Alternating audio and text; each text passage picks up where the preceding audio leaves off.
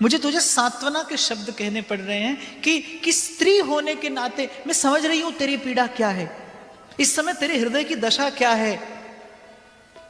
शतधा विदीर्ण हो गया होगा तेरा हृदय। सोचती होगी कि ससुराल में पग धरते ही ये पहली संपत्ति क्या मिली, घोर अपमान, जीवन भर का अपयश, कलंक। ऐसी घटना न कभी काल क्रम में घटी और ना ईश्वर करे कभी फिर किसी के साथ घटे।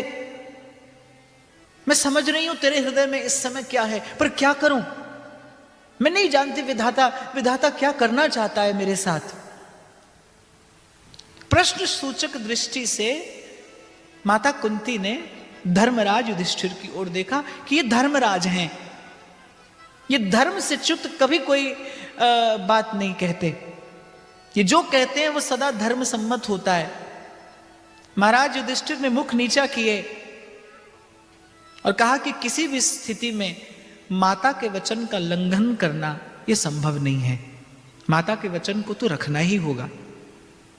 द्रौपदी के मन में सहसा प्रश्न उठा कि क्या ये केवल देखने में देवता है, क्या ये भी संसार के साधारण किसी पुरुष की तरह मेरे रूप पर आसक्त, और अब इनको एक मार्ग मिला मुझ जैसी सुंदर स्त्री को अपने चरणों की दासी बनाने का।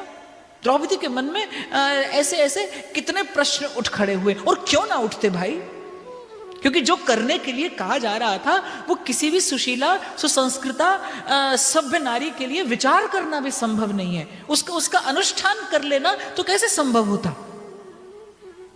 कौन करेगा इस घड़ी में मेरी सहायता, कौन परित्राण करेगा मेरा इस संकट से।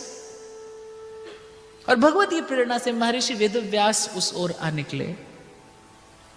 महर्षि वेदव्यास ने कहा कि भाई इस विषय में अंतिम निर्णय द्रौपदी का होगा, आप और मैं निर्णय लेने के अधिकारी नहीं, द्रौपदी का जीवन है और द्रौपदी स्वयंवरा है। मध्यम पांडव ने उसे अर्जुन ने उसे स्वयंवर में जीता है, जो निर्णय होगा वो द्रौपदी का होगा। द्रौपदी ने मन में विचार किया कि इस संसार में कोई भी दोष अपने सिर लेना क्यों नहीं चाहता। यदि महर्षि वेदव्यास मेरे पक्ष में आकर खड़े हो जाते तो क्या उनका ऋषित्व समाप्त हो जाता। किस पाप का भय था उन्हें कि उन्होंने इस संकट काल में भी मुझे और गहरे संकट में डाल दिया।